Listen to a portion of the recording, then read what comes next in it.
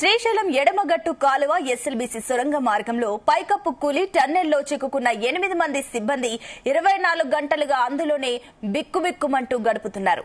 వారిని బయటకు తీసుకొచ్చేందుకు ఎన్డీఆర్ఎఫ్ సిబ్బంది సహాయక చర్యలను చేపట్టారు. అయితే రెస్క్యూ ఆపరేషన్ కు ఆటంకం ఏర్పడుతుంది. బురద నీటితో టన్నెల్లో ప్రమాదం జరిగిన ప్రాంతానికి రెస్క్యూ బృందం చేరుకోలేని పరిస్థితి ఏర్పడుతుంది.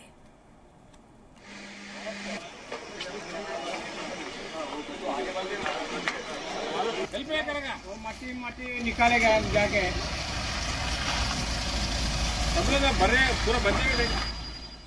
ఇక 12 కిలోమీటర్లు అండర్ టన్నెల్ ట్రైన్ లో ప్రయాణించి అక్కడి నుంచి 2 కిలోమీటర్లు నడుచుకుంటూ ఎన్డీఆర్ఎఫ్ బృందం లోపలికి వెళ్లింది. టన్నెల్ బోరింగ్ మిషన్ వద్దకు ఎన్డీఆర్ఎఫ్ బృందాలు చేరుకున్నాయి. ప్రమాద సమయంలో టన్నెల్ బోరింగ్ మిషన్ వెనక భాగం దెబ్బతిన్నాయి. టన్నెల్ బోరింగ్ మిషన్ రెండు వైపులా పూర్తిగా మట్టి బురద నిండిపోయాయి. ప్రమాద సమయంలో టీబీఎం 80 మీటర్ల వెనుకకు వచ్చిందని ఏజెన్సీ తెలిపింది. ఎంతో కష్టపడి టీబీఎం ముందు వైపునకు ఎన్డీఆర్ఎఫ్ బృందాలు చేరుకున్నాయి. నీరు మట్టి బురద తోడయ్యే వరకు చిక్కుకున్న వారికి బయటకు తీసుకెళ్లేని పరిస్థితి ఏర్పడుతుంది.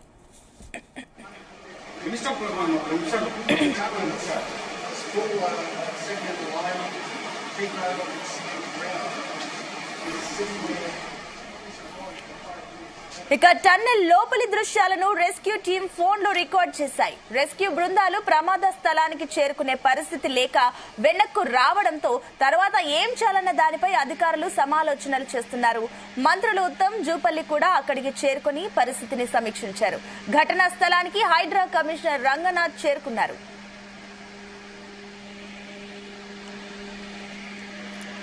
ఇదే అంశానికి సంబంధించి మరిన్ని డీటెయిల్స్ మా కరెస్పాండెంట్ జానయ్య అందిస్తారు.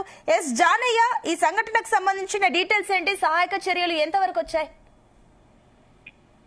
సునీత, నిన్న ఇదే సమయంలో జరిగినటువంటి ఎస్ఎల్బీసీ టనెల్లో జరిగినటువంటి ప్రమాదం 24 గంటలు పూర్తవుతున్నా కూడా ఇప్పటికీ కూడా అందులో చిక్కుకున్నటువంటి వారిని కాపాడేందుకు మాత్రం అన్ని ప్రయత్నాలు చేస్తున్నప్పటికీ వారి జాడ విషయం అయితే ఇప్పటి వరకు తెలియటం లేదు. అయితే నిన్న ఉదయం జరిగినటువంటి ఎస్ఎల్బీసీ సొరంగ మార్గం లో ఉన్నటువంటి 14 కిలోమీటర్ వద్ద పైప్ పెచ్చులు ఊడిపడంతో బురద నీటి తోటి రాళ్లతో కూరుకుపోవడం తోటి 8 మంది అందులోనే చిక్కుకోవడం జరిగింది. ఆ సమయంలో అక్కడ ఉన్నటువంటి 50 మందిలో 42 మంది సురక్షితంగా బయటికి రావడం జరిగింది. 8 మంది మాత్రం అందులోనే చిక్కుకుపోవడం తోటి సహాయక చర్యలు అయితే కొనసాగుతున్నాయి. అయితే నిన్న ఈ జరిగినటువంటి ఈ ఘటనకు సంబంధించి రాష్ట్ర ప్రభుత్వం వెంటనే స్పందించడం, అటు కేంద్ర సహాయాన్ని కూడా కోరడం, ప్రధానమంత్రి నరేంద్ర మోడీ కూడా సీఎం రేవంత్ రెడ్డికి కాల్ చేసి అన్ని సహకారాలు అందిస్తామని చెప్పడం, ఎంత కూడా సహాయక చర్యలు చేసేందుకు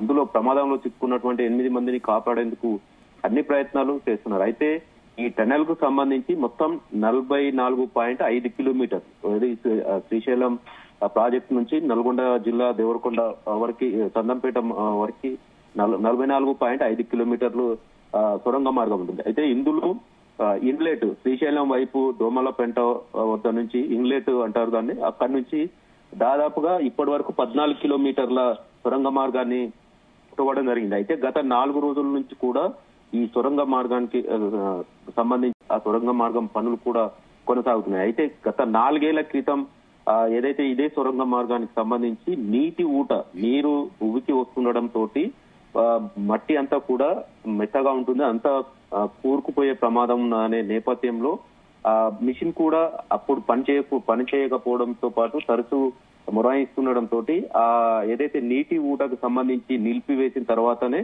ఆ నీటి ఊట రాకుండా ఉన్న సమయంలో మాత్రమే ఈ పనులు చేపట్టాలనే విషయంలో 4 ఏళ్లుగా కూడా నీటి ఊట రాకుండా చేసేందుకు కూడా రసాయనాలు వాడుతూ దాన్ని కంట్రోల్ చేసే పరిస్థితికి తీసుకురావడం జరిగింది. అయితే మళ్ళీ ఈ తెలంగాణ కాంగ్రెస్ ప్రభుత్వం ఏర్పడిన తర్వాత సొరంగ మార్గం పనులకు నిధులు కేటాయించడంతో పనులు మాత్రం ప్రారంభం కావడం జరిగింది. అయితే గత 4 రోజుల క్రితం ప్రారంభమైనటువంటి పనులు నిన్న 50 మంది మొదటి షిఫ్ట్ లో 8:30 గంటల సమయంలో ఏదైతే రైల్ వ్యాగిన్ టైపులనే ఈ సొరంగ మార్గంలోకి వెళ్లేది ఉంటుంది, ఆ వ్యాగిన్ లో దాదాపుగా 50 మంది వరకు కార్మికులు, అలాగే ఇంజనీర్లు కావచ్చు, మిషన్లకు సంబంధించి ఆపరేటర్లు కావచ్చు, ఇదంతా కూడా 50 మంది వరకు వెళ్లడం జరిగింది. అయితే వీరు వెళ్లిన కొద్దిసేపట్లోనే ఏదైతే ఈ సొరంగ మార్గానికి సంబంధించి మట్టి తవ్వకం పూర్తయిన తర్వాత సిమెంట్ కాంక్రీట్ తోటి వాటికి రైలింగ్ వేయడం జరుగుతుంది. ఆ రైలింగ్ వేసేందుకు ఏర్పాటు చేసినటువంటి ఐరన్ బాక్సులు ఏవైతే ఉన్నాయో అవి ఈ నీటి ఊటతో ఉన్న ఎక్కువ కావడంతో ఆ ఐరన్ రాడ్లు కింద పడడం, పైపు నుంచి మట్టి పిల్లలు కూడా రాళ్లతో సహా అందులో పడడంతో ఈ ప్రమాదం చోటు చేసుకుంది అనేది ప్రత్యక్ష సాక్షులు చెప్తున్నాయి.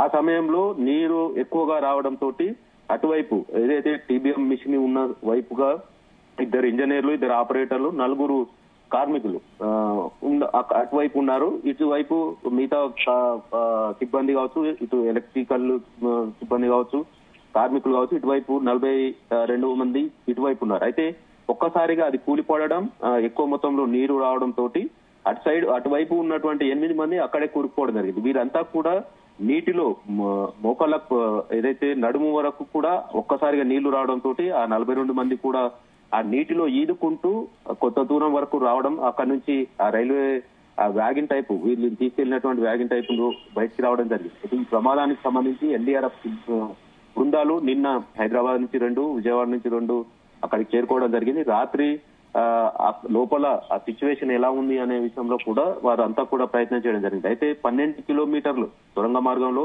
14 కిలోమీటర్ వద్ద ఏదైతే ప్రమాదం చోటు చేసుకుంది, వీరు అదే రైల్వే వ్యాగన్ టైప్ లో ఉండేటువంటి వెహికల్ లో లోపలికి వెళ్లడం జరిగింది. 12 కిలోమీటర్ల వద్దకు మాత్రమే వెళ్ళగలిగారు. అవతల అంతా కూడా బురద, నీరు, రాళ్లతో అంతా పోయిన పరిస్థితిలో ఉంది. అయితే వీరు మరో విధంగా కూడా ప్రయత్నం చేసి ఆ టీబీఎం మిషన్ ఏదైతే ఉందో 8 మంది చిక్కుకున్న చోటికి కూడా వీళ్ళు వెళ్లే ప్రయత్నం చేశారు. వెళ్లి అక్కడి నుంచి ఏదైతే ఈ 8 మంది ఎవరైతే చిక్కుకున్నారో వారి పేర్లు పెట్టి పిలిచిన వారి నుంచి ఎలాంటి సమాధానం రాకపోవడంతో అక్కడి నుంచి ఈ ఎన్డీఆర్ఎఫ్ బృందం బయటికి రావడం జరిగింది. అయితే ఈ దాదాపుగా ఆ ప్రమాదం జరిగిన సమయంలో 80 మీటర్ల మేర కూరుకుపోయినట్టుగా కూడా అధికారులు చెప్తున్నారు. ఆ మొత్తం కూరుకుపోయినదంతా కూడా బయటికి తీస్తే తప్ప వారిని అక్కడి నుంచి 8 మంది ఎవరైతే చిక్కున్నారో వారిని బయటికి తీసే సిచ్యువేషన్ ఉండదు అనేది అధికారులు చెప్తున్నారు. దానికి సంబంధించి కూడా ఇప్పుడు ప్రస్తుతం మాత్రం ఎన్డీఆర్ఎఫ్ సిబ్బంది ఎలా చేయాలి అనే విషయంలో డ్రోన్ కెమెరాలతోటి కూడా లోపల ఉన్నటువంటి పరిస్థితిని ఫోటోలు తీయడం, ఆ ఫోటోలు తీసిన దాన్ని కూర్చొని దాన్ని ఎలా రెస్క్యూ ఆపరేషన్ చేసి వారిని కాపాడాలనే విషయంలో వాళ్ళు చర్చిస్తున్నారు. దీంతో పాటు హైడ్రా కమిషనర్ రంగనాథ్ కూడా అక్కడికి చేరుకోవడం జరిగింది. ఎలాంటి చర్యలు చేపడితే వారిని బయటికి తీసుకొచ్చే ప్రయత్నం చేస్తారనే విషయంలో కూడా ఆయన కూడా సమీక్షించే అవకాశం ఉంది. దీంతో పాటు భారత ఆర్మీకి సంబంధించి కూడా ప్రధానమంత్రి రాత్రి సీఎం రేవంత్ రెడ్డికి పంపిస్తానని చెప్పి హామీ ఇవ్వడం జరిగింది. ఆ నేపథ్యంలో మరికొద్దిసేపట్లో కూడా ఆర్మీ కూడా అక్కడికి చేరుకోవడం జరుగుతుందనేది అధికారులు చెప్తున్నారు. మొత్తానికైతే ఈ శ్రీశైల సొరంగ మార్గంలో 14 కిలోమీటర్ వద్ద జరిగినటువంటి ప్రమాదంలో చిక్కుకున్నటువంటి 8 మంది వారిని సురక్షితంగా బయటికి తీసుకొచ్చేందుకు మాత్రం అధికారులు అయితే అన్ని విధాలుగా ప్రయత్నం చేస్తున్నప్పటికీ 24 గంటలు పూర్తయింది. వారి పరిస్థితి ఎలా ఉందనే విషయంలో మాత్రం కొంత ఆందోళన అయితే వ్యక్తమవుతున్న పరిస్థితి అయితే కనబడుతుంది. సునీత, జానయ్య, మరోపక్క ఈ చిక్కుకున్న 8 మందికి సంబంధించిన కదలికలు ఏమైనా తెలుస్తున్నాయి? అదేవిధంగా వారికి ఆక్సిజన్ సరఫరా కానివ్వండి, ఇలాంటి ఏర్పాట్లు ఏమైనా చేశారా కనీసం? ఎస్ సునీత, ఏదైతే ఈ సొరంగ మార్గానికి సంబంధించి దాదాపుగా 14 కిలోమీటర్ వద్ద ఈ ప్రమాదం చోటు చేసుకోవడం జరిగింది. గత 3 రోజుల నుంచి ఈ పనులు ఏదైతే టీబీఎం మిషన్ తోటి పనులు జరుగుతున్న నేపథ్యంలో 14 కిలోమీటర్ వద్ద ఈ ప్రమాదం జరిగింది. అయితే ఈ ప్రమాదంలో ఈ సొరంగ మార్గంలో సపరేట్ గా ఓ పైప్ లైన్ ద్వారా ఆక్సిజన్ అందించే విధంగా కూడా మామూలు రోజుల్లోనే ఉంటుంది. దీంతో పాటు విద్యుత్ లైన్ కూడా ఉంటుంది. ప్రమాదం జరిగిన సమయంలో 13 కిలోమీటర్ వరకు కూడా దాదాపుగా విద్యుత్ ఉత్పాదన అనేది నిలిచిపోవడం జరిగింది. రాత్రి ఆ నిలిచిపోయినటువంటి విద్యుత్ ఉత్పాదన కూడా పునరుద్ధరించడం, ఆక్సిజన్ ని ప్రమాదం జరిగిన సమయంలో ఆక్సిజన్ ని కూడా ప్రమాదం జరిగిన 2-3 గంటల్లోనే అక్కడికి చేరుకున్నటువంటి వైద్య బృందం కావచ్చు, అక్కడ చేసేటువంటి టెక్నికల్ సిబ్బంది కూడా ఆక్సిజన్ అందించే ప్రయత్నం అయితే కొనసాగుతుంది. అయితే వీరు చిక్కుకున్న ప్రదేశంలో బురద, నీరు, అలాగే రాళ్లు ఇవి అంతా కూరుకుపోయి ఉండడం వల్ల వీరి పరిస్థితి ఎలా ఉంది, మిషన్ కి వైపు ఉన్న ఇతల వైపు ఉన్నటువంటి వాళ్ళు ఏ సిచ్యువేషన్ లో ఉన్నారనేది మాత్రం అర్థం కాని పరిస్థితి. అయితే వారిని సురక్షితంగా రక్షించాలనేది మాత్రం అన్ని విధాల ప్రయత్నం చేస్తున్నప్పటికీ సొరంగ మార్గంలో బయట నుంచి ఇన్లెట్ నుంచి ఆ ప్రమాదం జరిగిన చోటుకు వెళ్ళాలంటే దాదాపుగా ఆ వెహికల్ గంటన్నర సమయం పడుతుంది. కాబట్టి అక్కడి నుంచి సహాయక చర్యలు చేపట్టేందుకు అన్ని అయితే ఏర్పాటు చేస్తున్నారు. వారిని కావాల్సినటువంటి ఆక్సిజన్ లోపల ఆక్సిజన్ కావచ్చు, విద్యుత్ సౌకర్యం మాత్రం అక్కడ ఉన్నది. కానీ వారి నుంచి ఎన్డీఆర్ఎఫ్ సిబ్బంది లోపలికి వెళ్లిన సమయంలో వారిని పేర్లు పెట్టి పిలిచినా కూడా ఎలాంటి అక్కడి నుంచి రిప్లై రాకపోవడం తోటి వారి సిచ్యువేషన్ ఏ విధంగా ఉందనేది మాత్రం ఇంకా తెలియాల్సి ఉంది. ఈ నేపథ్యంలో అక్కడ ఏదైతే ఆక్సిజన్ విషయంలో కానీ విద్యుత్ ఏదైతే లైటింగ్ విషయంలో కానీ అన్ని మాత్రం సౌకర్యాలు ప్రస్తుతం అయితే ఉన్నాయి. కానీ అక్కడ కూరుకుపోయినటువంటి ఆ బురదగా ఉన్నటువంటి అదంతా తీసే తప్ప వారిని బయటికి తీసే అవకాశం అయితే లేకుండా ఉంది. దానికి సంబంధించి ఇప్పుడు ఆర్మీ అక్కడికి చేరుకోవడం లేదంటే ఈ ఎన్డీఆర్ఎఫ్ సిబ్బంది మరో విధంగా ఎలా చేయాలనే విధంగా కూడా మరి కొద్దిసేపట్లో నిర్ణయం తీసుకొని ఉన్నారు.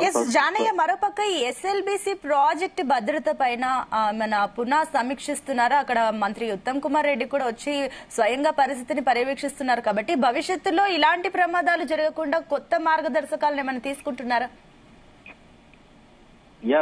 ఏదైతే ఈ ఎస్ఎల్బిసి సొరంగ మార్గానికి సంబంధించి ప్రపంచంలోనే అతిపెద్ద సొరంగ మార్గం. దీనికి సంబంధించి వన్ సైడ్ నుంచి పనులు చేస్తే కావు అనే అంటే పూర్తి చేయలేమనే ఉద్దేశంతో రెండు వైపుల నుంచి శ్రీశైలం వైపు నుంచి దోమలపెంట వైపు నుంచి ఇన్లెట్, ఇటు చందంపేట మండలం నుంచి అవుట్లెట్ రెండు వైపుల నుంచి కూడా ఈ సొరంగ మార్గాన్ని తవ్వుతున్నారు. అయితే మొత్తం 44.5 కిలోమీటర్లు.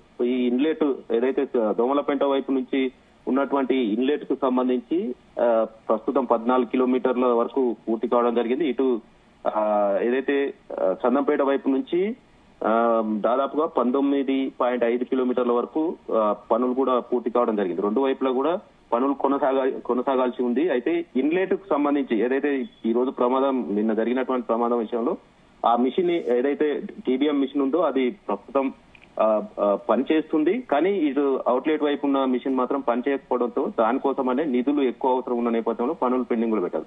అయితే ఈ ప్రమాదం చోటు చేసుకోవడానికి ఈ దోమలపెంట వైపు నుంచి ఉన్నటువంటి ఇన్లెట్ లో ప్రమాదం చోటు చేసుకోవడానికి కారణం మెయిన్ గా అక్కడ నీటి ఊట ఎక్కువగా వస్తుండడం వల్లనే దానికి గత 4 ఏళ్లుగా కూడా పనులు పెండింగ్ లో ఉన్నాయి. అయితే దానికి సంబంధించి నీటి ఊట రాకుండా చేసేందుకు కూడా కొన్ని అమెరికన్ కంపెనీ ఏదైతే ఈ రాబిన్ కంపెనీ ఉందో ఆ కంపెనీ తోటి చర్చలు జరిపి అక్కడ టెక్నికల్ నిపుణులతోటి వాళ్ళని సలహాలు తీసుకున్న తర్వాత నీటి ఊట రాకుండా కూడా ఏర్పాట్లు చేసిన తర్వాతనే పనులు మొదలు పెట్టాల్సి ఉంటాయి. అయితే ఆ ప్రయత్నాలు కూడా కొనసాగుతున్నాయి. ఏదైతే సొరంగ మార్గానికి పైనుంచి కూడా ఆ రసాయనాలను ఇస్తున్న నేపథ్యంలో ప్రమాదం జరగదనే ఉద్దేశంతో పనులు ప్రారంభించారు.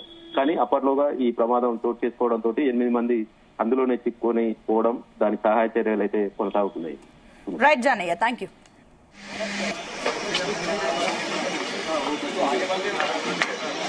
हेल्प नहीं करेगा वो मट्टी निकालेगा जाके सब लोग भरे